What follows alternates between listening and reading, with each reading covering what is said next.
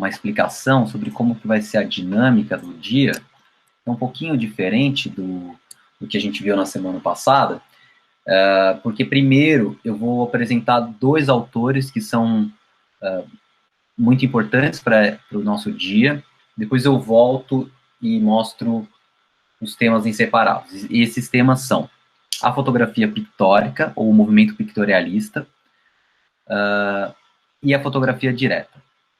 Eles são muito importantes na história da fotografia, porque eles são os primeiros movimentos artísticos dentro da fotografia, e também porque eles fazem movimentos muito opostos. Na verdade, a fotografia direta, como a gente vai ver, ela é uma reação ao pictorialismo.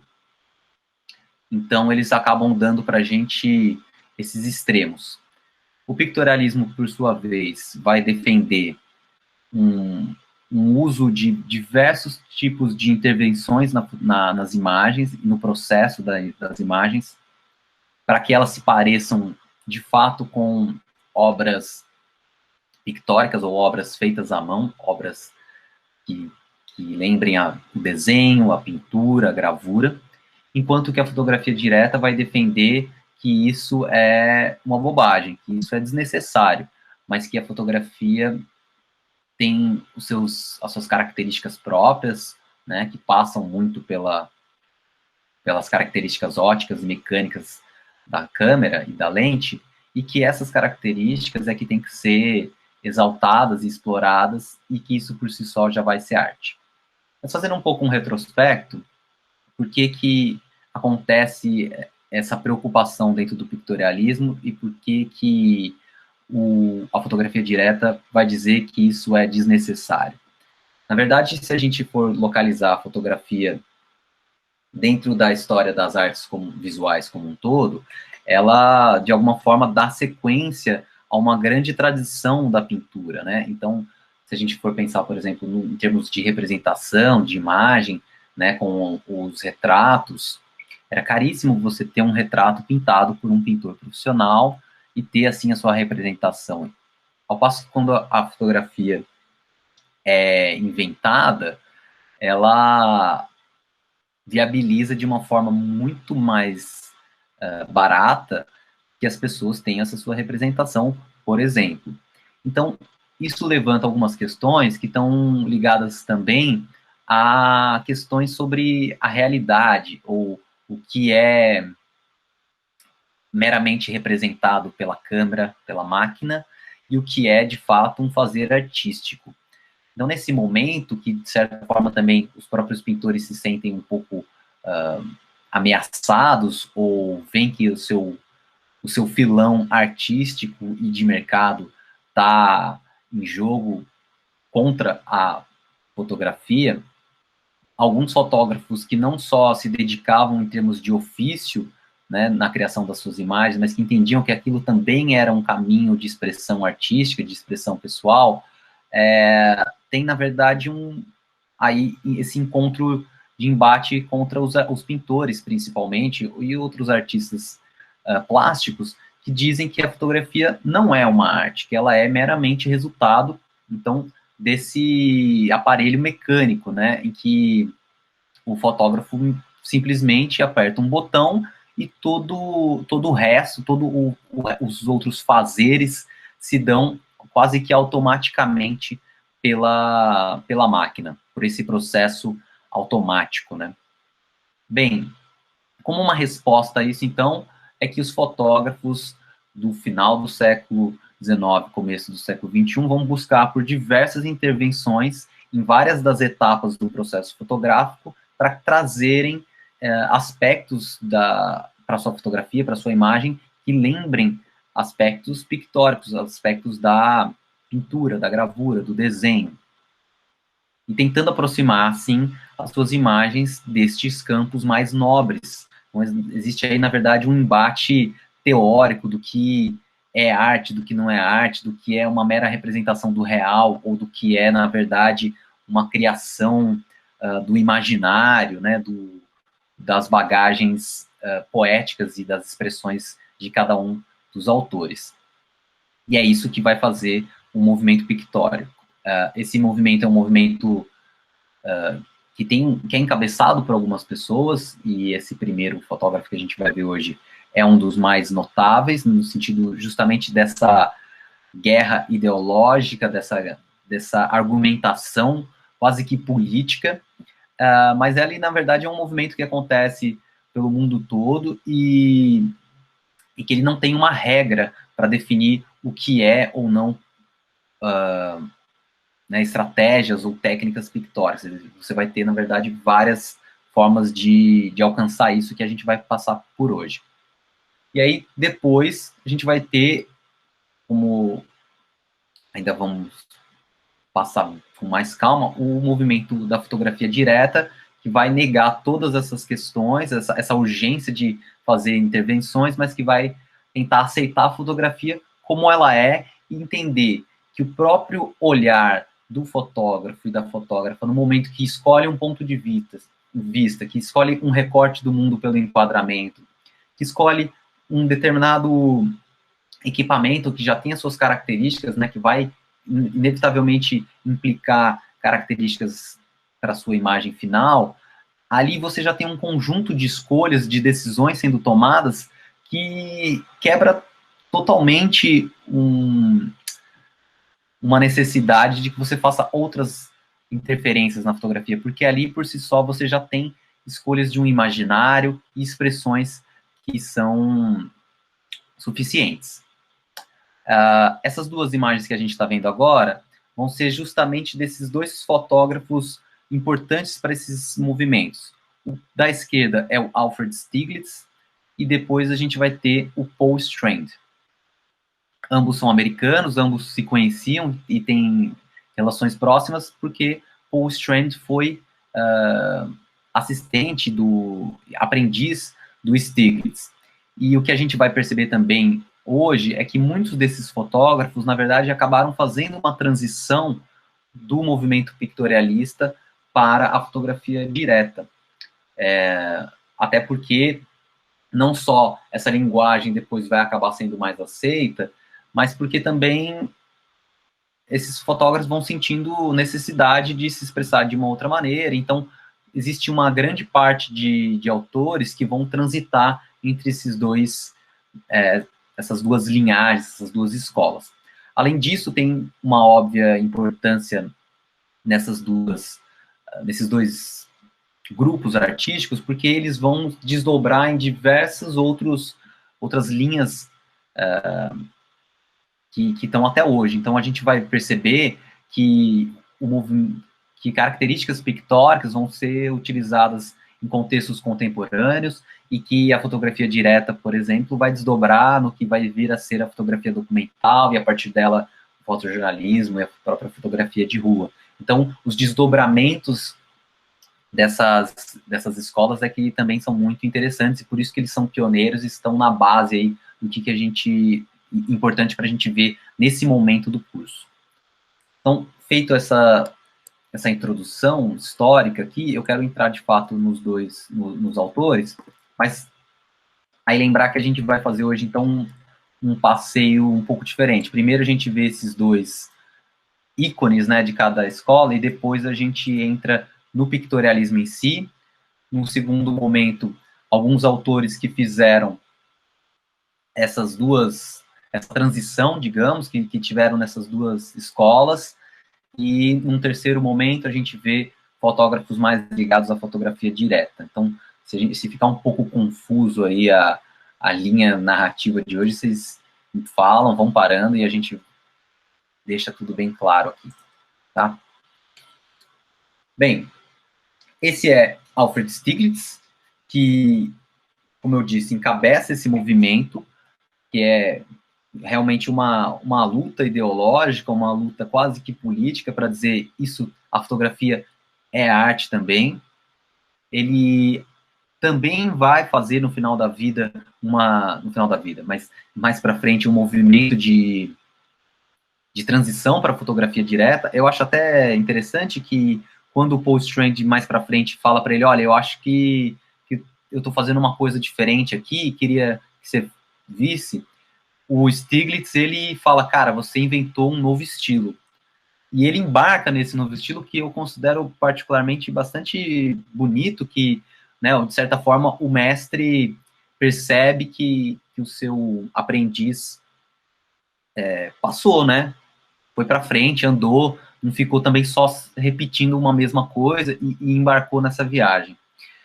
Mas, pensando nas imagens do Stiglitz, ele não era necessariamente o maior expoente na fotografia pictórica no sentido das manipulações, como a gente vai ver mais para frente. O que ele vai usar muito são esses efeitos climáticos, esses efeitos da própria atmosfera, né, da névoa, da neve e do clima mesmo, do tempo, para trazer para suas imagens uma textura e também arremeter a uma época ainda mais antiga, mais saudosa. Tem uma característica interessante no pictorialismo, é que como ele faz uma referência, ou tenta sempre estar se referenciando à pintura, ele faz uma referência a uma pintura muito clássica. Então ele, na verdade, não está dialogando ali no final do século XIX, começo do século XX, com uma pintura contemporânea. Ele está dialogando com uma pintura ainda mais antiga. Então ele tem todo um aspecto romântico, dramático, que vai aparecer de diversas formas. Isso pode se expressar pela luz, pela forma como eles fotografavam, pela forma como eles revelavam ou ampliavam suas imagens. Então, mais para frente, a gente percebendo também aqui os aspectos de interferência mais manuais, né? E aí tem essa questão justamente da mão que faz, né? Trazendo para um sentido, inclusive, da pincelada, né? Dessa coisa que quando você passa ali no suporte, não tem como mais desfazer, e aquela pincelada é uma pincelada única, que também quebra um pouco com a ideia de que a fotografia é algo que pode ser reproduzido diversas vezes iguais, então tem também essas interferências nesse sentido. Mas as fotografias do Stiglitz, especificamente, ainda são mais numa coisa, de uma temática romântica e de uma sensação que ele tenta remeter pelo clima das imagens, que passa por esse clima atmosférico, como eu falei, mas que, obviamente, se desdobra num clima que está dentro das imagens. Além disso, ele também usa ou recorre a essas fotografias mais abstratas, né, no caso aqui de nuvens, para mais uma vez também ter essa característica de uma pintura abstrata, ou de algo, de um objeto indefinido. Né?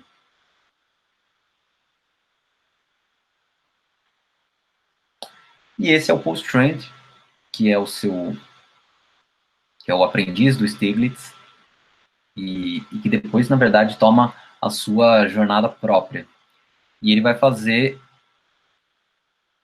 essa defesa de que a fotografia não precisa, então, de interferências, que ela deve ser um meio que se qualifica por si só. E aí é interessante porque ele começa a perceber isso, ou defender isso, a partir dessas características muito próprias da fotografia, ou seja, que aí também a pintura não consiga reproduzir. Então, ele vai, nesse sentido, tentar exacerbar um certo realismo.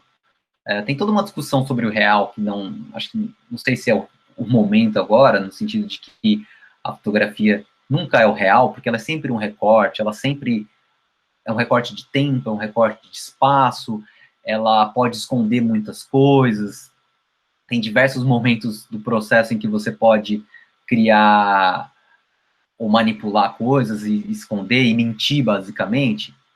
Mas o que ele queria dizer era que, por exemplo, num sentido de nitidez, né, de um realismo de reprodução de objetos, a pintura nunca conseguiria reproduzir os objetos e a vida como a fotografia com as suas câmeras mecânicas poderia. Então, ele vai, por exemplo, defender que um uso da geometria, né, das linhas retas, e das outras formas geométricas é que deve ser explorado, porque isso a pintura não consegue fazer.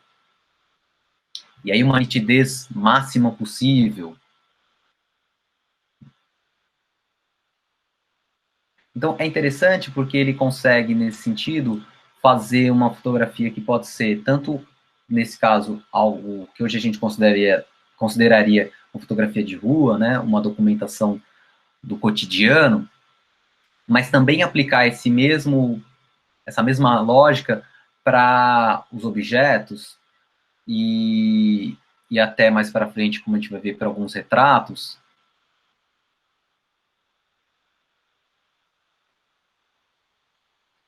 Mas sempre nessa valorização dos objetos, das linhas geométricas, de uma nitidez, de uma representação mais fiel ao que o olho vê. Inclusive, num primeiro momento, fotografando a rua, interessante essa história, que ele fotografava de uma forma que as pessoas não o vissem. Então, ele criou um dispositivo, na verdade não era bem um dispositivo, mas ele pegou uma câmera e colocou uma segunda lente de lado. E aí ele andava apontando essa segunda lente para as pessoas, quer dizer, apontando essa segunda lente para um lugar onde ele fingia estar fotografando, mas na verdade ele estava fotografando a pessoa que estava do lado dele, sem estar muito olhando para ela, né? Com isso ele tentava ter e conseguia, né? Uma espontaneidade das pessoas ali, então também essa ideia do realismo no sentido de que você não interfere nas cenas que estão acontecendo, né? Mais para frente ele também vai desconstruir isso e vai abordar as pessoas no sentido de não necessariamente de deixando de posar elas ou de criar cenas, mas de que ele já passa a interagir com elas, né? Ainda num sentido também de documentação. Então, a fotografia direta, por todos esses valores, é que ela vai dar essa base possível para que mais para frente a fotografia documental possa acontecer, em cima justamente desses valores, né, onde você representa sem manipular, sem criar né, uma encenação, apesar de que a gente entende também que nunca é impossível você fazer uma representação pura, né, do real e tal, sempre também tem um viés da bagagem do autor, enfim, dos temas que te interessa, a edição, seja no sentido da manipulação, seja no sentido da montagem, justamente em termos de corpos de trabalho, em que você tem, sei lá, um livro, ou mesmo um filme documental. Então, no final das contas, sempre tem algum recorte que se faz e que impede que seja a realidade. A realidade, ela é impossível de ser reproduzida. Bom, feito apresentando esses dois caminhos, vamos voltar agora, então, a um estudo mais profundo do pictorialismo, depois ver algumas pessoas que transitaram nesses dois caminhos, e aí para a fotografia direta. E também alguns desdobramentos da fotografia direta. E aí a gente faz um pouco um movimento histórico agora, né? Assim, uma linha histórica mais linear. Essa é a Anne Bridgman, que é uma fotógrafa amadora, no sentido de que, né, fotografava porque queria, como uma expressão pessoal, como quase que um hobby, realmente, e fotografava justamente a sua vida, as pessoas em torno, né, então, muitas vezes, ela que era um autorretrato, era uma autorrepresentação, ou, por outras vezes, pessoas próximas a ela, e, em alguns casos, alguns modelos, porque basicamente o que ela fotografava eram pessoas num espaço natural. Então, essa combinação aí de um retrato, que não é exatamente um retrato no sentido clássico do 3x4, mas que tem uma representação de uma figura, e dentro de um contexto natural. E esse contexto, essa paisagem, era a sua própria propriedade.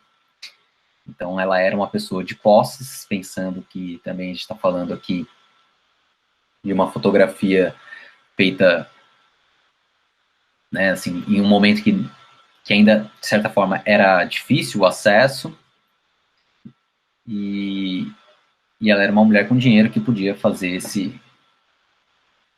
esse hobby rolar. E aí a gente começa a perceber algumas características do pictorialismo, no sentido de que ele faz sempre essa referência à pintura, né? No caso dela, tem alguns recursos. Ela usava uma lente que tinha caído, quebrado, assim, ela tinha um defeito, né? Ela não tinha um foco muito preciso, e era essa lente que ela gostava, justamente porque essa lente imprecisa de alguma forma, ao mesmo tempo também era única. Ou seja, só aquela lente conseguia ter um foco desfocado do jeito que ela gostava e que também marcava ela de alguma maneira, né? Ou distinguia ela de alguma maneira. E essa é uma característica que vai ser recorrente dentro do pictorialismo, esse foco suave, esse foco que ou acontece só numa área da imagem, como aqui a gente percebe que no centro as coisas são mais nítidas, nas bordas são menos, ou de que, de fato, nunca tem uma nitidez precisa em tudo, né? Por isso que depois, na fotografia direta, eles tentam aplicar nitidez total, né? Então, a gente consegue perceber esses dois movimentos muito opostos. Além disso, tem outros recursos que vão ser usados dessa forma. Então, por exemplo, a vaselina na lente, que é uma coisa que às vezes, que até hoje as pessoas usam, vem daí, né? Você passar a vaselina para que ela tire a nitidez da tua imagem. Ou mesmo, sei lá, uma vinheta que faça um contorno. Tem uma série de interferências possíveis aqui. Além também, mais uma vez, em termos de temática, de conteúdo, que você tem toda uma representação aqui para um tempo ou para uma arte muito mais antiga do que ela estava fazendo ali no fim do século XX, do século XIX. Então tem um aspecto ainda mais antigo, né, mais saudosista. Outra coisa que é interessante aqui é que nesse momento da história da fotografia, muitas vezes os próprios fotógrafos é que faziam seus filmes, né? E nesse caso ainda eram muito placas de vidros que eles passavam uma emulsão, que muitas vezes também era o resultado de uma química que eles mesmos faziam, né? Uma alquimia ali que cada um tinha a sua fórmula.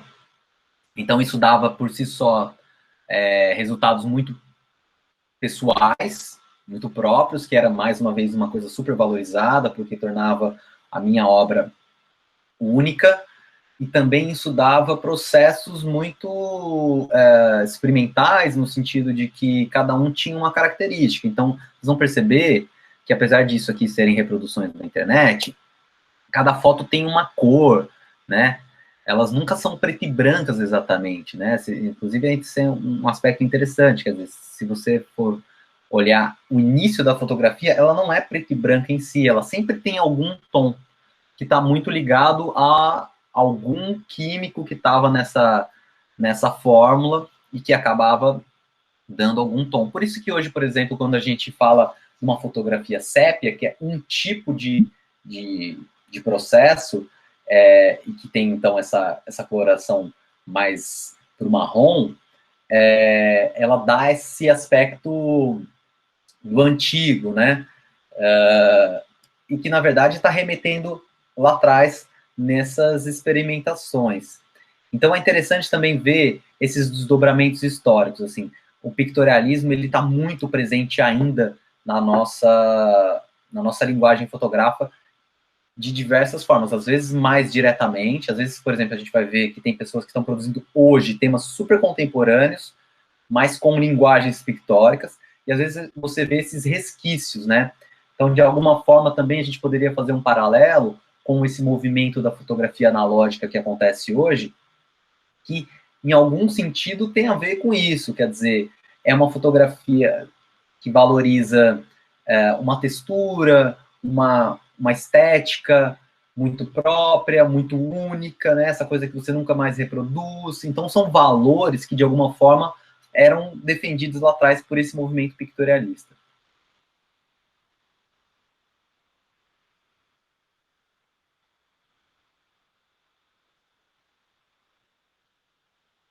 Acho que outra coisa que daria para notar aqui também é o próprio fato dessa assinatura aqui, que dá ainda mais uma característica do artista que assina na sua obra. Você vê que em todas as fotos dela tem essa assinatura.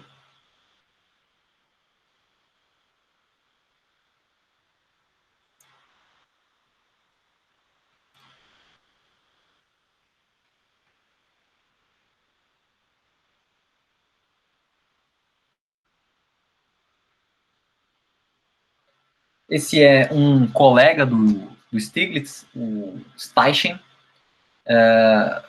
Eles, bom, tinha um grupinho ali dessa galera e o Steichen era um desses fotógrafos que esse eu acho que realmente tem um dos estilos mais claros nesse sentido do pictorialismo.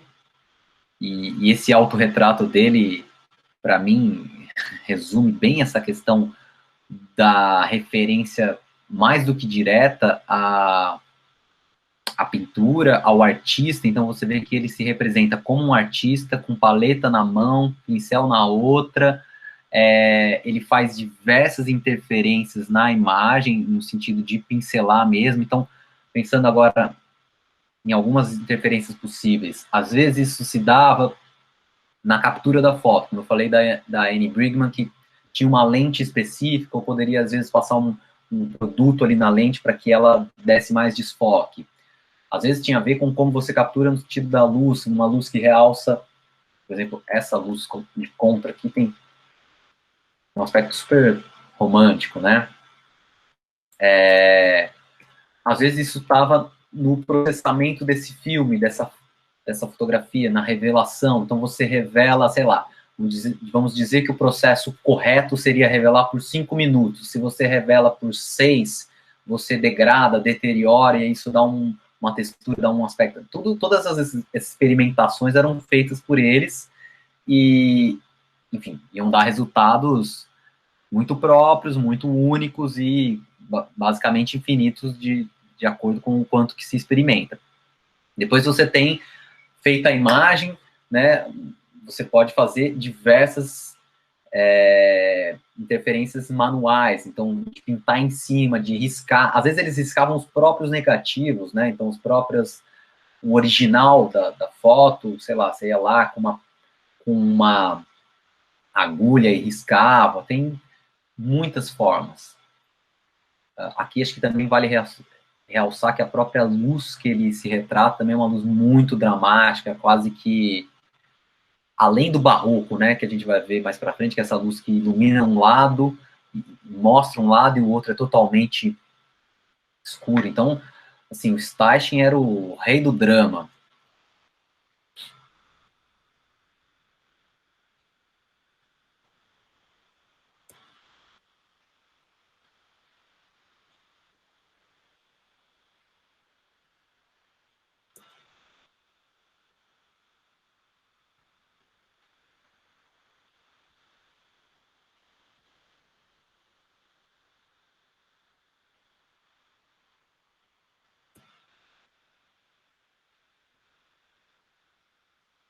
Então, você vê que tem algumas imagens que quando você bate o olho, a primeira coisa que vem na sua cabeça não é que isso é uma fotografia, né?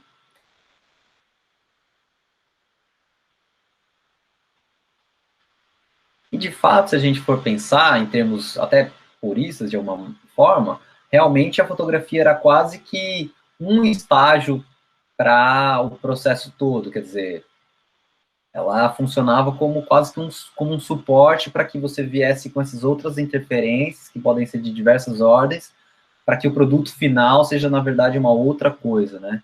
Como se você tivesse uma matriz para manipular.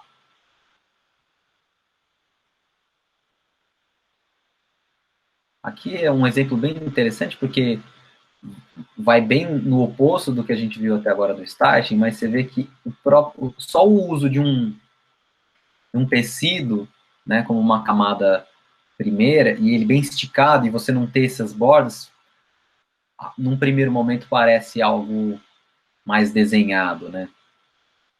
Então, mais uma vez, só como um exemplo para a gente ver que esse aspecto pictórico ele pode ser abordado e chegar de diversas formas. E isso vai dar desdobramentos muito interessantes para depois como as pessoas vão entender essa possibilidade infinita de interferências. E a gente tem o Man Ray, que é um fotógrafo francês, ligado ao movimento surrealista, e que já era um fotógrafo de estúdio, fotografou muita moda. Tem, inclusive, um vídeo bem interessante, uma animação lá no conteúdo extra que conta a história dele. Mas ele era um cara super, assim, da experimentação e experimentar em vários sentidos também, em todas essas etapas do processo fotográfico. E agora, todas essas experimentações dele vão acontecer dentro do estúdio. Então vocês vão ver, né, que você tem diversas formas de ser pictorialista e de fotografar temas diferentes, enfim.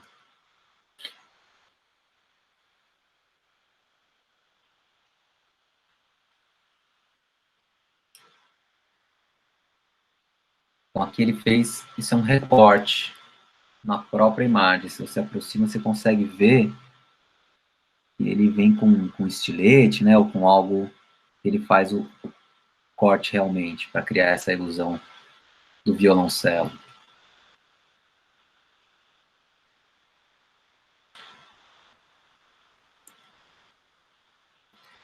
Daí ele usa, por exemplo, essa experimentação que a gente chama de solarização, que é você faz uma cópia normal da imagem, né, você amplia ela no laboratório, ainda com a luz vermelha, e depois você joga uma luz normal, uma luz branca, isso acaba dando esse contorno na imagem que a gente chama de solarização. E aí, claro, quanto mais você jogar essa luz normal, mais vai queimar, enfim, e dar efeitos diferentes.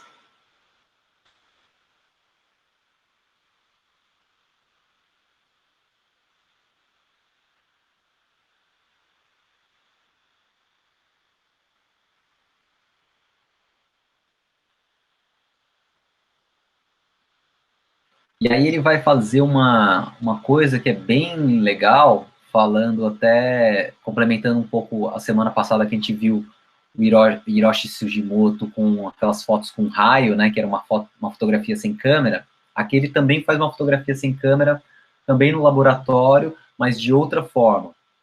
Então o que ele faz é, pega um papel fotográfico, eu estou falando de papel de filme, de laboratório, que é um papel sensível à luz, né, onde você amplia realmente as tuas imagens do filme, você projeta ela ali. Só que ele não projetava nada. Ele vinha e punha objetos em cima desse papel e deixava que a luz batesse ali, então acabava que o objeto ele funcionava como um filtro, né? Então, dependendo do quão opaco ele era, ele preservava totalmente o papel continuava branco, onde a luz batia, o papel ficava preto. E quando o objeto tinha alguma translucidez, né, quando ele tinha alguma transparência, ele deixava um tanto da imagem passar e aí marcava só um pouco dessa opacidade dele. Enfim, foi um processo que ele chamou de radiograph, né, dando o próprio nome aí um pouco ao processo, e fez diversas, assim, quando ele descobriu isso, ele quase que descobriu a própria roda, assim.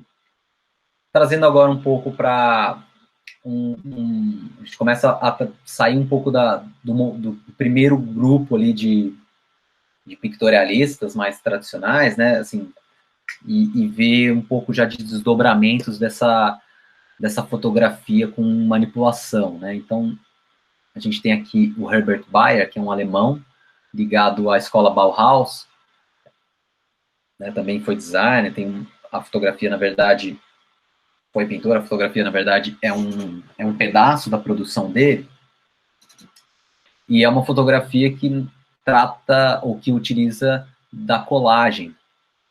E aí a gente está falando da colagem à mão, né, que é uma colagem feita, às vezes, no próprio laboratório, então manipulando negativos, enfim, o Photoshop na raça, como a gente poderia chamar também. E que, de certa forma, tematicamente, pode fazer também uma ligação ao surrealismo.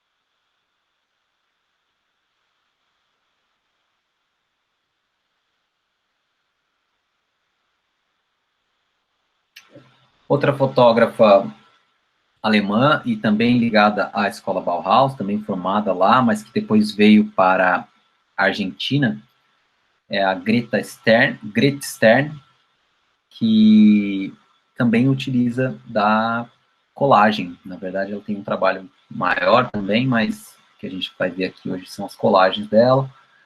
E, no caso delas, temáticas, apesar de também terem um pé no surrealismo, de alguma forma, ela, na verdade, é muito mais clara e incisiva numa temática que fala sobre o lugar da mulher na sociedade. Muitas vezes é ela mesmo quem está nas imagens também.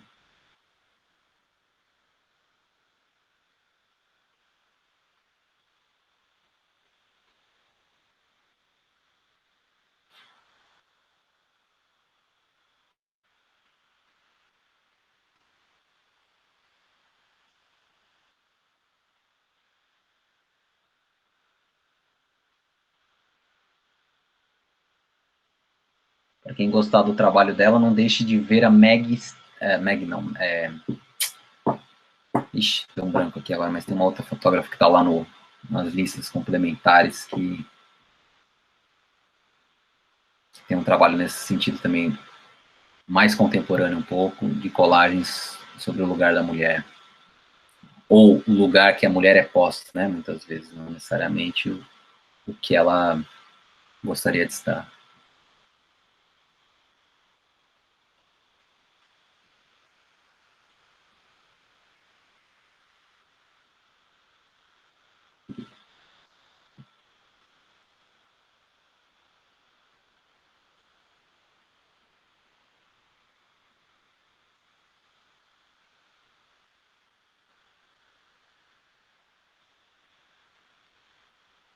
Então você vê que tem uma pegada surrealista, né? Mas na verdade essa pegada surrealista ela está numa camada secundária, né? Quer dizer, no caso dela a temática é bem mais evidente. E eu estou olhando aqui para ver se eu lembro quem que é a fotógrafa que eu queria dizer. Mas agora acho que ela não está aqui. Será que ela não está nessa lista aqui? Cabral, como que é o nome dela mesmo, dessa fotógrafa? Essa chama-se Grete Stern.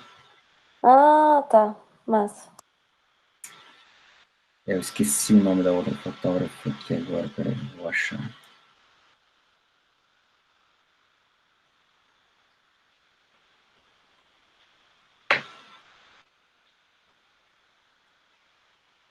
acha que no final, não sei se vai ter no seu conteúdo depois, é o nome dos fotógrafos pra gente pegando, porque eu não consigo anotar todos. Sim, então no Drive que eu te compartilhei agora, você consegue ver todo um conteúdo que tem uma lista por cada dia lá. Ah, perfeito. Obrigada. Bom, depois eu lembro aqui essa outra fotógrafa e comento aqui para vocês. Mas ainda no campo das colagens, e agora já começando a puxar uma transição para fotografia direta, a gente tem a Lula Álvares Bravo, que é uma mexicana, que tem uma fotografia que, na verdade, é muito direta no sentido da documentação, mas que ela tem essa linhagem aí de colagens. Então, é legal a gente perceber que a colagem dela é uma colagem de fotografias diretas.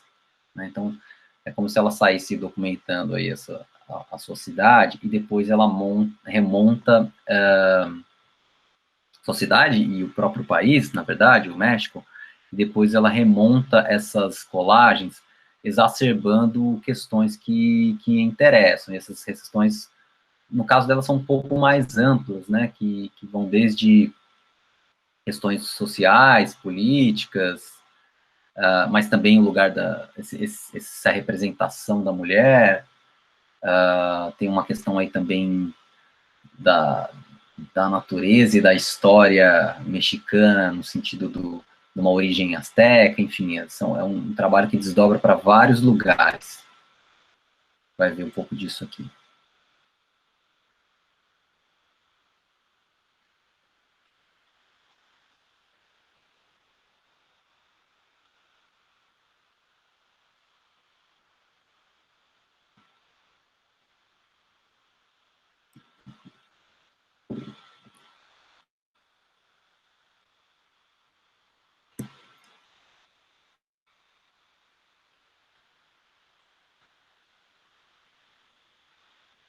Então aqui você vê que ela já faz esse paralelo com uma tradição, né, dos povos originários mexicanos ali com o desenvolvimento, como diz, né.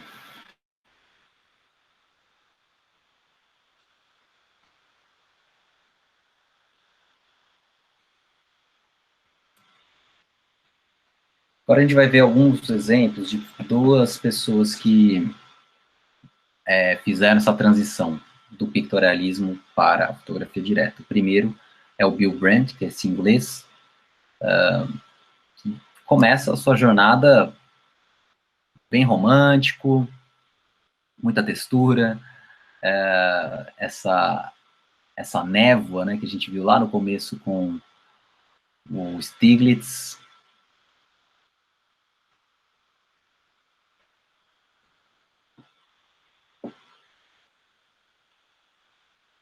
Uma contraluz muito dramática.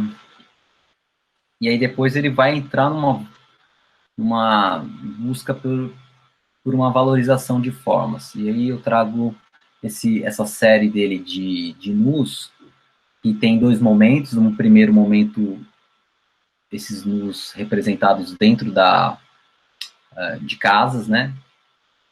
Depois ele vai sair. E aí a gente já vê uma lógica muito diferente disso aqui. Isso aqui. Então tem uma pesquisa de formas aí, tanto do próprio corpo, mas também desse espaço que contextualiza, que abriga e que circunda esse corpo, né? E justamente também a relação entre essas duas coisas, né? E essas formas todas juntas. Aí, a partir desse trabalho com os nus, ele vai usar uma lente super angular que traz toda uma distorção ótica. Então, a gente pode ver, por exemplo, tanto no sentido dessa ovalada que dá, né, nos objetos que estão mais próximos da borda, Mas também uma característica importante da lente grande angular é que ela deixa os objetos do primeiro plano muito maiores do que o do segundo plano e ainda maiores do que o terceiro plano. Então, você tem essas escalas de tamanhos muito diferentes, né? Então, é interessante perceber como, principalmente nesses ambientes internos ainda, ele lida com essas relações de distorções por uma distorção ótica, né?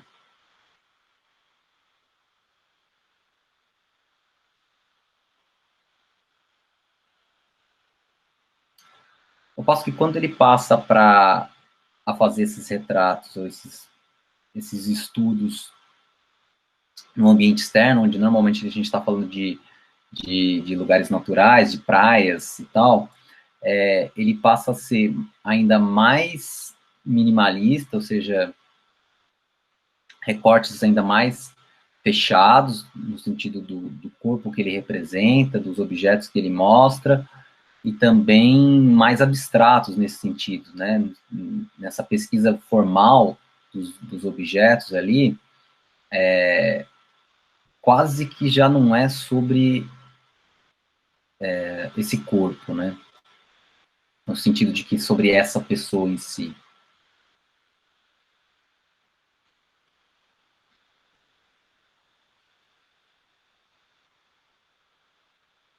E aí ele exagera também essa relação de proximidade do primeiro plano com esse corpo,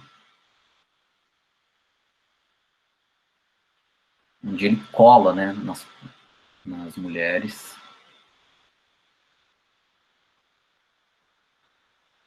deixando ainda mais evidente essas diferenças de escalas, né, de tamanhos.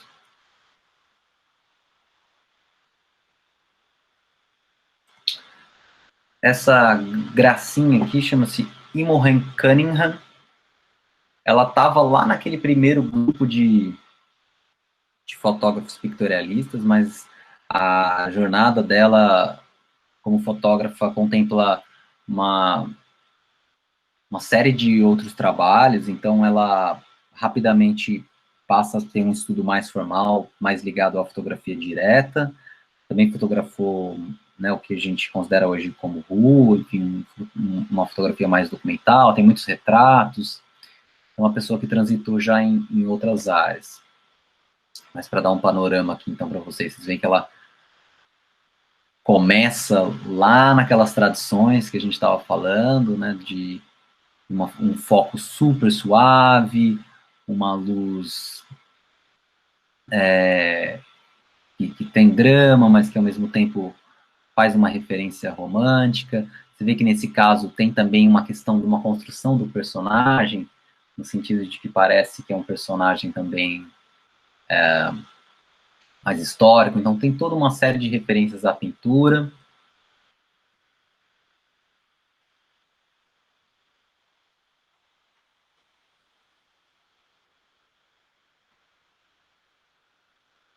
E depois, aqui é o Man Ray, que a gente viu lá, usando já de múltiplas exposições. Depois ela entra numa pesquisa realmente mais formal. Ela tem esse conjunto de botânica, né, que é um tema de interesse, e que ela fotografou, inclusive, comercialmente. Então, é um campo realmente de estudo dela. E quando a gente está falando desses estudos formais, a gente começa a perceber que, para esses fotógrafos, né, que valorizam essa visão fotográfica, né, o que só a câmera fotográfica possibilita, eles começam a perceber uma valorização de como, ou buscar uma valorização de como os objetos se representam a partir dessa câmera fotográfica, no sentido da iluminação, né? Uma iluminação, aí fazendo aquela ponte com a coisa do realismo, né, da representação do realismo, que a pintura dificilmente consegue representar. Hoje, inclusive, você tem linhagens de pinturas que são, né, do extremo realismo, né? E por muito tempo na própria pintura, claro, historicamente, foi uma uma pesquisa, né? Você representar as coisas com uma precisão e tal, até que depois outros movimentos vão desconstruir isso com o próprio cubismo e tal. Mas aqui a gente tem um estudo, por exemplo, da iluminação desses objetos, pensando uma fotografia que a gente chama de natureza morta, né? Ou still life, que é de você fazer essa contemplação e valorização dos objetos, do volume dos objetos, das texturas dos objetos, a partir da iluminação deles, né? No momento em que você ilumina certas coisas e deixa a sombra atuar também, ou seja, não é só jogar luz simplesmente, mas é iluminar de uma determinada forma que você valoriza esse objeto pelas suas formas, pela sua textura. Então a gente já começa a falar sobre um desenho de luz muito mais preciso, né? Às vezes a imagem em si são objetos muito banais, mas tem tudo um cuidado para a construção dessa fotografia. Para quem gostar dessa linha de botânica, tem também um professor que foi botânico, um professor botânico que chama Carl, como é que é o nome dele aqui? Esse está na lista aqui, nossa, de Carl Blossfeld. Tem um trabalho bem legal disso. Ele fez essas fotografias para catalogar realmente para um estudo, mas gerou um acervo incrível.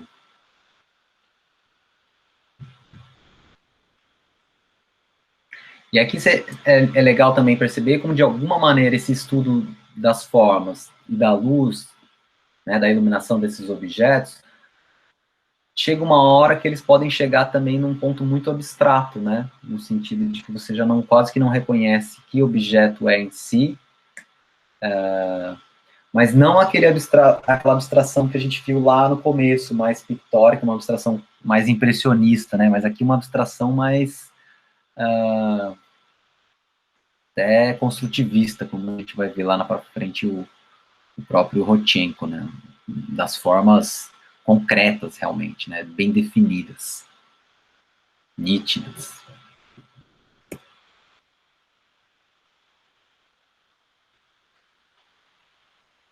Para vocês verem que essa fotografia dela, na verdade, passeava por vários interesses, então aqui uma coisa muito cotidiana, né, pode ser a própria cama dela, e que de alguma forma é ainda um estudo de iluminação, de objetos, né, dessas formas, mas em uma coisa muito mais efêmera, ao passo que também tem uma poética, né, quer dizer, ela dá alguns sinais ali de objetos, de grampos, e a própria cama desarrumada, quer dizer, quem que passou ali, que aconteceu ali, tem traços, tem rastros, tem uma história. Trazendo agora, então, para alguns exemplos de pictorialismo contemporâneo, né, ou fotógrafos que estão produzindo atualmente e que se utilizam de toda essa bagagem que a gente viu até agora como camadas aí estéticas para viabilizar suas histórias, né, assumindo realmente que essa é uma escola de linguagem que eles querem usar. Esse é o Joel Peter Witkin, tem lá no conteúdo também alguns vídeos dele trabalhando, que eu recomendo para quem se interessar pelo trabalho, porque é um cara que opera quase como um diretor de cinema. A gente vai ver alguns exemplos daqui nesse sentido, né, ao longo do curso, mas é um cara que, bom, tem ideias e concretiza suas ideias. Antes de ver essas coisas mais encenadas realmente, né, de personagens e cenários, essa é a imagem mais conhecida dele, que é feita numa visita a uma faculdade de medicina no México, onde ele tem permissão para fotografar alguns restos mortais por um professor de lá, mas que acaba que, em algum momento, a direção da escola vê muito fora de contexto o trabalho que ele estava fazendo e expulsa ele de lá. Ele acaba deixando os originais das imagens lá para, né, assim, quase como uma barganha de fuga ali, enfim, também ao mesmo tempo dizendo, olha, não, tudo bem, se vocês estão ofendidos, fica aí com essas coisas, eu tô indo embora. E isso tudo porque ele é um cara que tem esse interesse mórbido também, de alguma forma, a gente vai ver isso em alguns outros lugares, mas não é um interesse mórbido gratuito, assim, eu acho interessante olhar para o trabalho dele com um pouco mais de profundidade do que só o impacto visual primeiro, e que pode ser, obviamente, muito chocante às vezes, mas porque é, na verdade, um olhar de um cara que valoriza, e a gente vai ver algumas pessoas que são assim aqui, que valoriza o estranho, né, o que é tido como pária, muitas vezes. Então, por exemplo, ele vai fotografar muitas pessoas que têm deficiências, ou que são marginalizados, né. E aí, explicando sobre essa imagem em si, ela era, enfim, uma cabeça que, no momento que ele pegou ela para ir montar e fotografar, ela se desmanchou na metade, virando aí esse beijo, e assim ele fotografou. Ele utiliza uma câmera de grande formato, com placas de... O filme dele, na verdade, são chapas de metal que ele cria a sua própria emoção, o seu próprio químico, né? Então, o processo químico e fotográfico e mecânico faz muita referência ao pictorialismo, e a gente vai ver mais para frente também que as montagens cenográficas dele também remetem a um tempo paralelo, super onírico dos sonhos, né? Mas que não é, enfim, nada ligado ao real.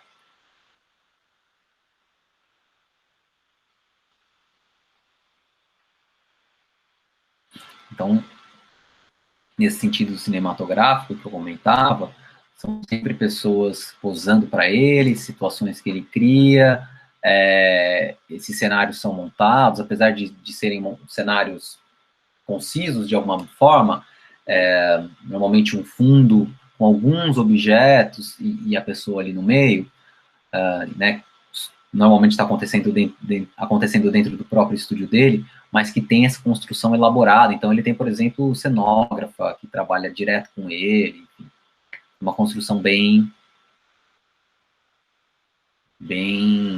profunda nesse sentido.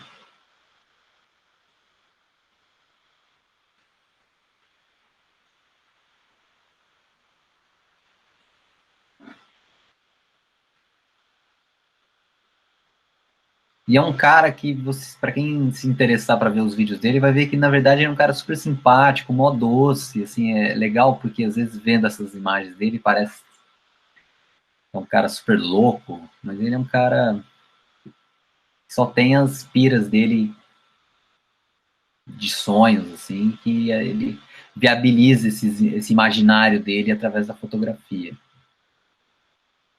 E aí que é um imaginário que tem uma certa estética, que tem uma certa linguagem, que passa muito pelas linguagens pictóricas, né?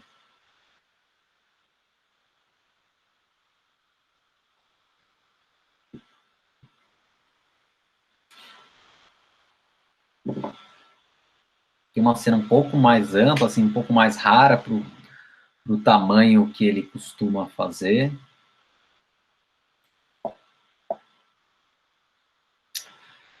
E agora passando para outro exemplo, né, de trabalho mais contemporâneo, mas com várias características pictóricas, que é o Peter Beard, recém-falecido, e fotografou muita moda, e na verdade o trabalho dele, tem também um trabalho documental da natureza, né, de natureza, que a gente vai ver isso tudo muito misturado, e basicamente as imagens dele acabam servindo como mais ou menos um suporte em que ele vai fazer interferências em cima. Então, de colagens, de desenhos, de escritas, de sobreposições de objetos, né? Como aqui a gente tem esse maço de cigarro, né? Então, não só uma colagem no sentido plano, de sobreposição de imagens, mas de uma imagem, uma obra que acaba virando quase que tridimensional. Ele cria essas fotografias, normalmente, essas imagens, normalmente ou em painéis ou em diários, que a gente vai ver algumas coisas mais para frente. Tem também vídeo dele lá montando as obras e falando desde as ideias dele até os processos dele, e vale super a pena, assim, ver, porque é um cara bem legal de ouvir falando e de ver fazendo, né, as obras.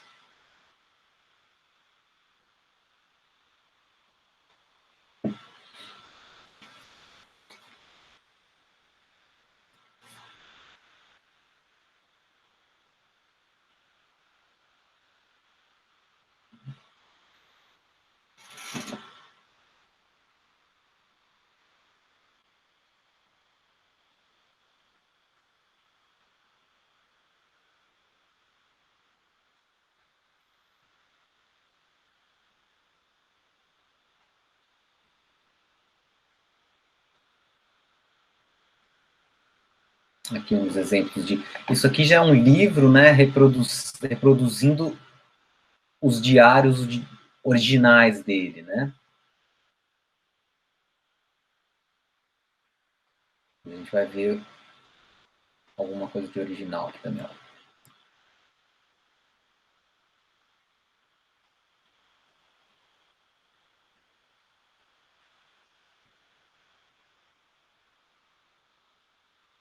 Para quem gostar desse tipo de fotografia, também no material complementar tem um vídeo. O vídeo em si cria quase que uma nova peça, mas é um vídeo sobre um livro nesse formato de diário do fotógrafo Jim Goldberg, que também faz parte da Magnum.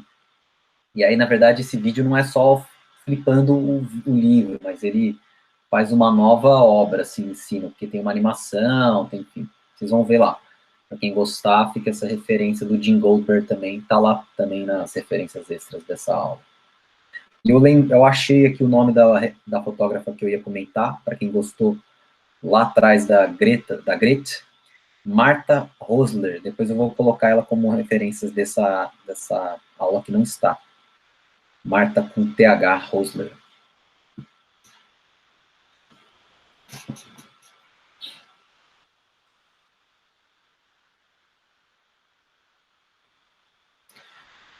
Eustáquio Neves, um fotógrafo mineiro, residente atualmente de Diamantina, e que tem um trabalho, enfim, importantíssimo na fotografia brasileira e também muito reconhecido fora, e que também tem suas questões, né, suas temáticas contemporâneas e históricas, no sentido que ele trata também de questões aí pendentes da história brasileira, e que se utiliza de algumas linguagens pictóricas, mas é importante que nesses casos todos que a gente está vendo, de trabalhos mais contemporâneos, o pictórico não é um recurso gratuito como um filtro que você coloca ali para a foto dar um tchan artístico, mas que na verdade isso está viabilizando ideias, isso está complementando no sentido de camadas, no sentido semântico do que a pessoa está tratando, né? Então essa imagem, por exemplo, é de uma pesquisa que ele está fazendo agora, no último trabalho dele, onde ele está tentando recriar ou buscando imagens do avô que ele não tem fotografia. Então, ele vai fazer diversos tipos de imagens diferentes nessa pesquisa. Mas ele tem trabalhos de diversas ordens. Então, esse aqui é ele chama de boa aparência, fazendo uma discussão sobre a boa aparência que alguns escravizados eram, né, denominados, no sentido de que que tinham boas aparências para estarem trabalhando próximo dos seus senhores, e aí também a boa aparência que se é exigida atualmente para trabalhos, no sentido também de que não necessariamente agora a pessoa preta é benquista, né? Porque não tem, então, uma boa aparência. Então ele faz esse jogo. Vocês veem que são questões, às vezes ainda muito atuais, claro, que tem suas pertinências, mas que também vão tratar aí, no nosso caso, de mais de 500 anos, né?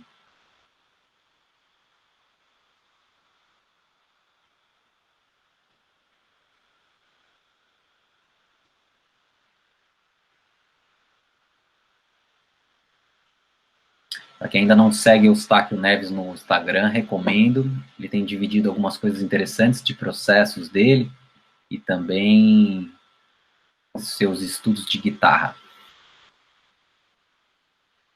Aqui é uma série que ele trabalhou com uma fotografia da mãe dele, e é legal perceber uma coisa, que a mesma imagem, né, muitas vezes, funciona para diversas manipulações diferentes, para vários outros resultados. Então, é um cara que, hora que entra no estúdio dele, no laboratório dele, com um filme, com uma matriz, né, ele pode criar diferentes obras diferentes a partir de uma mesma foto, né, de uma mesma origem, né, fazendo releituras. Então aqui mesmo a gente está vendo essa figura de fundo aqui se repetindo e tal.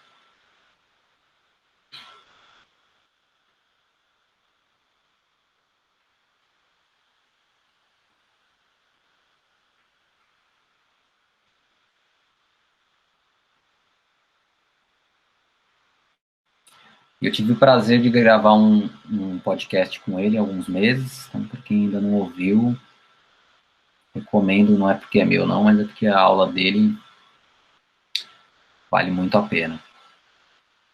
É um trabalho que ele fez no Quilombo, dos Astúrios.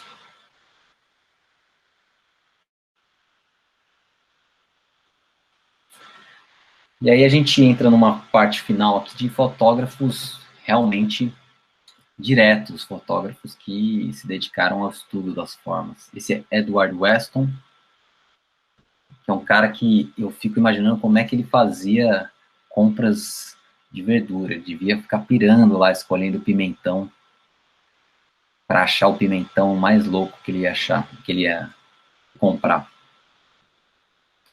E aí, chegando em casa, horas dedicadas à natureza morta, né? A essa iluminação. Muitas vezes aqui são iluminações de janela, né? Mas nessa pesquisa de realçar os objetos. E também poderiam ser, e muitas vezes eram, objetos banais.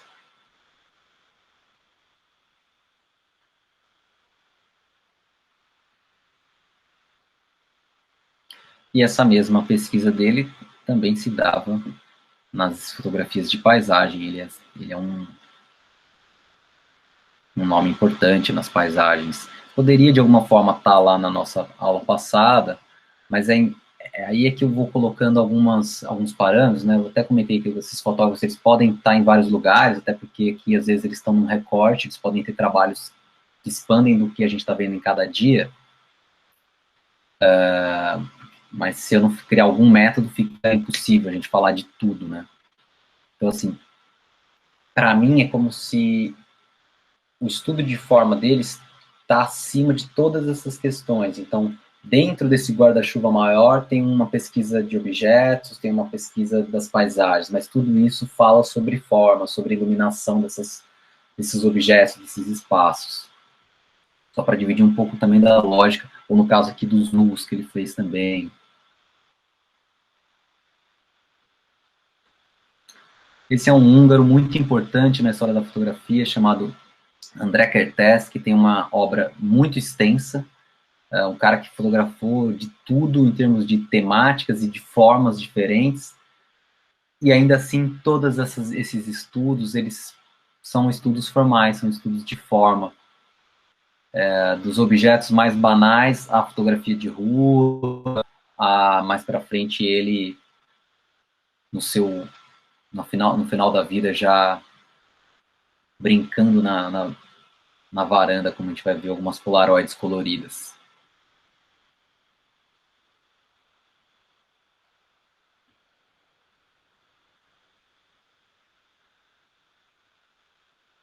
Uma fotografia que já tem todo um ar mais moderno, né? Um dos desdobramentos da fotografia direta vai ser obviamente, essa rápida ligação com o modernismo e suas outras vertentes.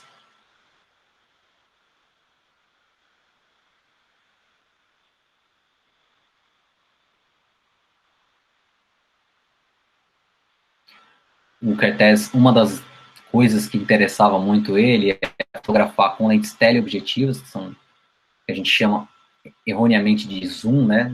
Que o zoom é o movimento da lente, mas é aquela câmera aquela lente que chega perto, que chega longe, e algumas das aplicações óticas dela, das características óticas dela, é que ela comprime todos os planos, ou seja, parece que está colado uma coisa que está, na verdade, muito mais longe do que a outra, e também deixa as coisas com um tamanho muito mais parecido. Então, quando a gente viu aquelas fotos de grande angular do Bill Brandt, que a cadeira era muito maior que a mulher em segundo plano, aqui a gente já vê que esses dois caras têm basicamente o mesmo tamanho, apesar de existir uma diferença de espaço entre eles, né? Então, só para já ir levantando algumas características de linguagem das lentes. Outra coisa importante que ele fazia, ou né, que ele fazia em alguns momentos, era estar nesse ponto de vista alto, quase como num sniper, né? Então ele ficava ali, às vezes poderia ser da própria janela da casa dele, enfim, ou de algum lugar que possibilitasse essas histórias, e ali ele ficava esperando. Então ele era um cara que às vezes fotografava coisas mais rápidas, né? Mesmo aqui, quer dizer, tem uma coisa de responder ao movimento, mas às vezes também ele estava ali pescando, via um potencial no lugar e ficava, já para trabalhar um pouco mais, para falar um pouco mais dessa questão de abordagem, né? Então ele é um cara que o Cartier-Bresson fala que todo mundo deve alguma coisa a ele, porque ele explorou tudo, tanto em termos de temática, de técnicas de abordagem, que é difícil não beber um pouco dessa fonte dele, né? Aqui já é uma fotografia mais de observação, né? De ver esses elementos se repetindo.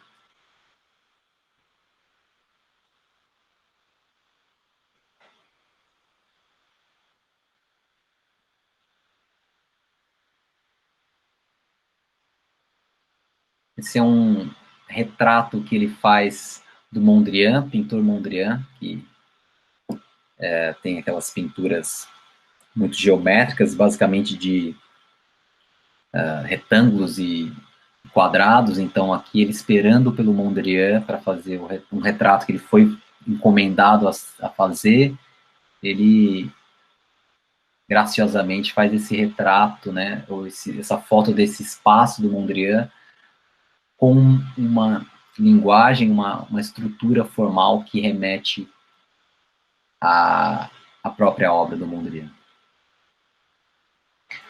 Bom, o cara fez de tudo. Então, uma das brisas que um dia ele entrou foi fotografar esses nus em frente a espelhos com extremas distorções, espelhos que faziam movimentos circulares, que enfim, tinham distorções óticas também de tamanho, de representação de tamanho, e aí ele também variava muito na aproximação para criar essas distorções, em uma pesquisa muito à parte.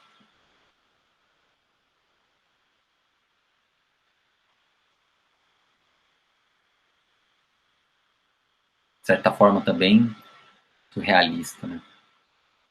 E esse é o material que ele faz no fim da vida, pela primeira vez se abrindo aí para uma coisa que ele não tinha feito antes, que era fotografia colorida, e aí no caso usando de polaroids, né? E são coisas que ele faz ali no apartamento dele, muitas vezes da janela do apartamento dele, esses pequenos objetos, ainda em estudos formais, né? Estudos das suas formas geométricas, da luz.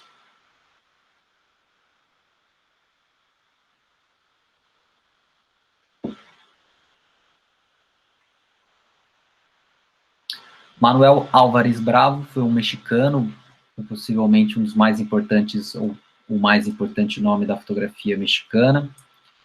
Se vocês lembrarem, a gente já viu a Lola Álvares Bravo, eles foram casados por algum tempo e o Manuel foi quem apresentou a fotografia para ela.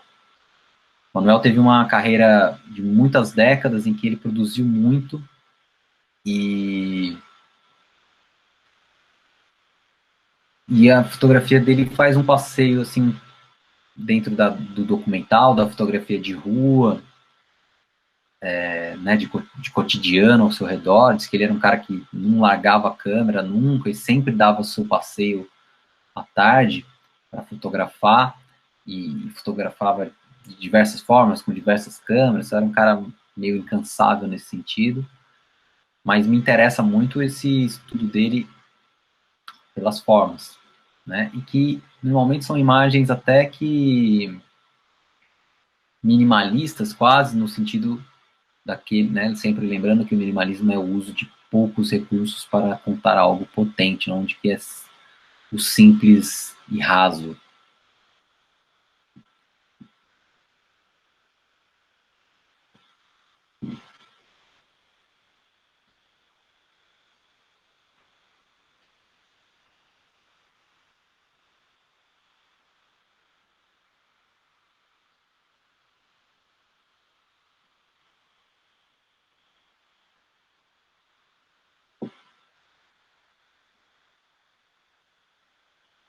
E eu gosto desse olhar dele, que, né, que às vezes é de algo também meio efêmero, meio banal, e que ele dedica um tempo, assim, vê beleza nessas coisas e valoriza essas coisas pela fotografia, escolhendo um bom ponto de vista para representar elas, entendendo a luz que tem, que se apresenta ali no momento. Então, vocês viram que aqui ele fotografa com qualquer tipo de luz. Ele é um cara que meio que lida com a situação que tem na frente, mas ele sempre encontra uma forma de valorizar essas formas como ele puder ali, né? Agora a gente, para fechar, vai fazer alguns paralelos dessa fotografia direta, né, que eu já falei que ela está ligada a um movimento modernista e que também tem outros paralelos, né? A própria escola Bauhaus alemã, de alguma forma, fala disso também. E na Rússia a gente tem o construtivismo como uma vertente muito forte e também divide alguns valores nesse sentido. Então, o Alexander Rodchenko, que é essa figura aqui, é possivelmente o mais preeminente nome dessa linha, e que vem, na verdade, de uma carreira de pintor e de designer. E em algum momento ele decide que ele vai usar a fotografia como sua mídia de exploração, né? Aplicando ali também várias das suas linguagens já incorporadas na pintura e no design. Trouxe aqui, inclusive, para começar esse cartaz dele, porque aí acho que a gente consegue entender como que algumas coisas vão se repetir. Então, por exemplo, o construtivismo dele aqui, ele tá sempre tentando valorizar essas formas geométricas, mas de uma forma, de uma maneira muito incisiva pelo ponto de vista dele. Então, é um ponto de vista que cria essas diagonais, essas linhas diagonais que a gente via aqui já, né? De uma forma super exacerbada mesmo. Quer dizer, essa mulher sentada nesse banco, fotografada com a linha do horizonte perfeita, tem uma sensação. No momento em que ele faz o banco virar uma diagonal que corta praticamente a foto inteira, ele deixa muito mais explícito como ele quer quebrar essa normalidade, né? Então, o ponto de vista deles é sempre muito forte. né? Ele não é calmo. Porque quando a gente cria essas tensões diagonais, né, de linhas diagonais dentro do enquadramento, a gente tem uma imagem muito mais dinâmica, pensando que linhas horizontais são as menos dinâmicas, linhas verticais são as mais, um pouco mais dinâmicas, e as horizontais e as diagonais são as mais dinâmicas dentro das linhas retas possíveis, porque elas são as maiores linhas possíveis dentro de um quadrado, de um retângulo, né? E se você tiver uma linha arredondada, ela é ainda mais dinâmica, porque ela consegue ser ainda maior. Então, ela consegue fazer com que o olhar do espectador passeie, né, ou trace todo o enquadramento que você está construindo ali.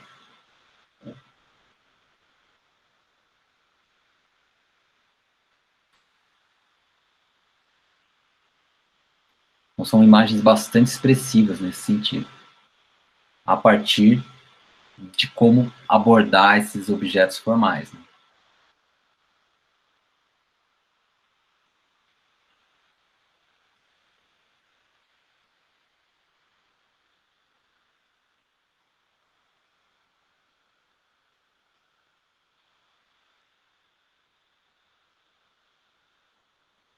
E também uma questão gráfica que vem possivelmente dessa escola da pintura e do design dele, em que ele usa um contraste muito alto, né, para realçar ainda mais as formas, né, quer dizer, as formas sólidas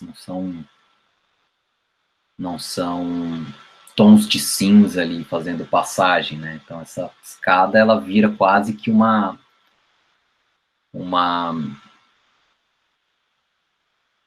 qual é o nome daquilo? Faixa de pedestre.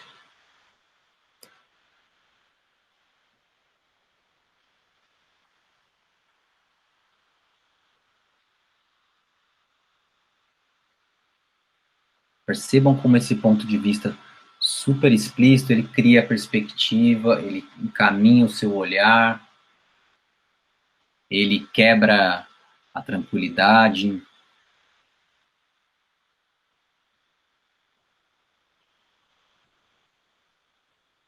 Mas, ao mesmo tempo, é sempre um ponto de vista que faz um encaixe lógico entre as formas geométricas que a gente tem ali, né? Que cria essa dinâmica, mas que cria também uma harmonia em como que esses elementos geométricos se encontram e se combinam.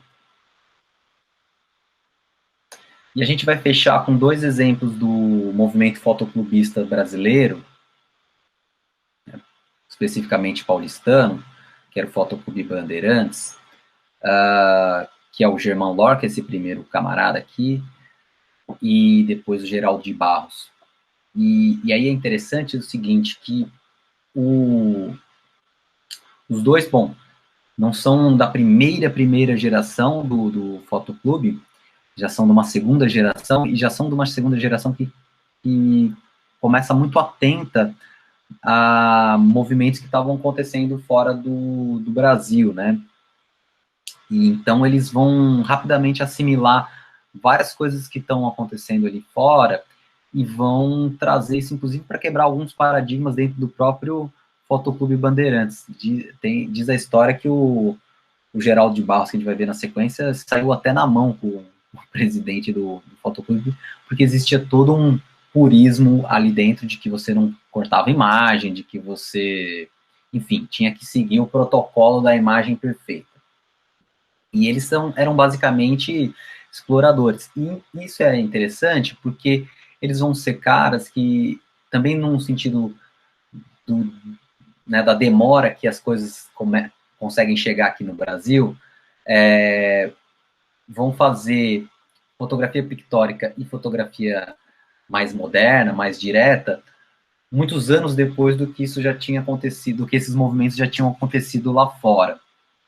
A fotografia moderna até que mais paralela, mas eles vão explorar movimentos pictóricos décadas depois, né?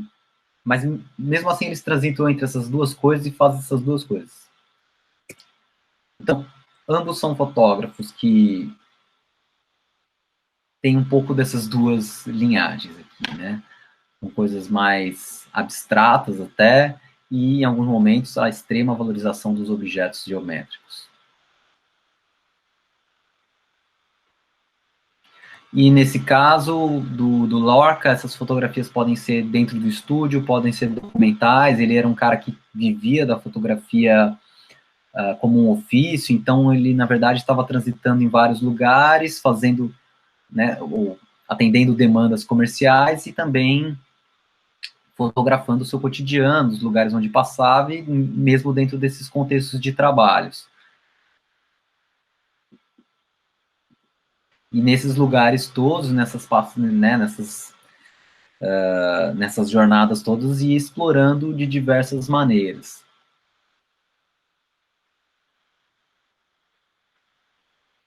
Ou às vezes com ideias próprias dentro de casa. E a resposta dele para como se faz essa foto é quebrando muitos pratos.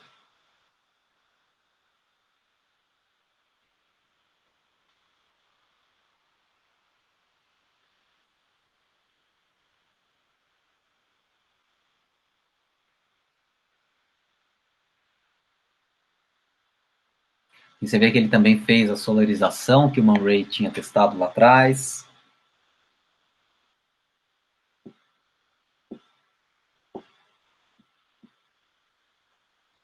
E chegou a fazer uma série legal de fotografia colorida,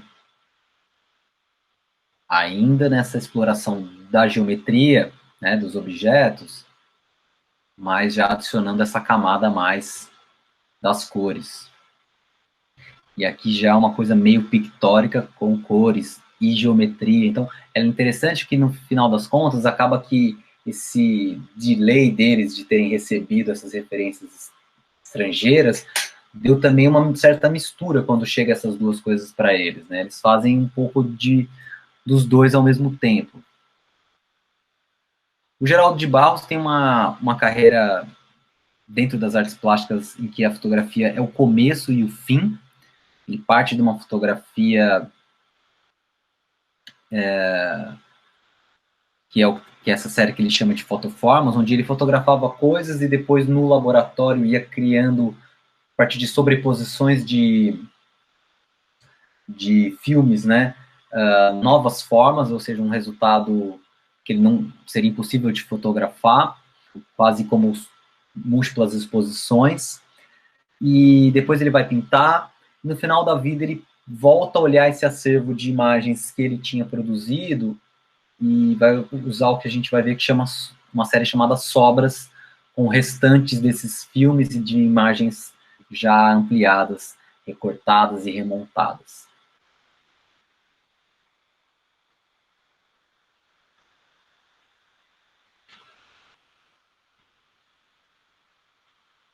O Geraldo de Barros, ele tem, lá em 50, ele já fala com muita tranquilidade, por exemplo, também de apropriação, de que se ele fotografar se ele achar uma foto na rua e ele chega e faz um remix, esse remix já é dele, é de autoria dele, então ele tem vários conceitos muito interessantes, assim, em termos de pioneirismo, né, coisas que hoje talvez sejam bem mais tranquilas. Aqui a gente já entra nos sobras.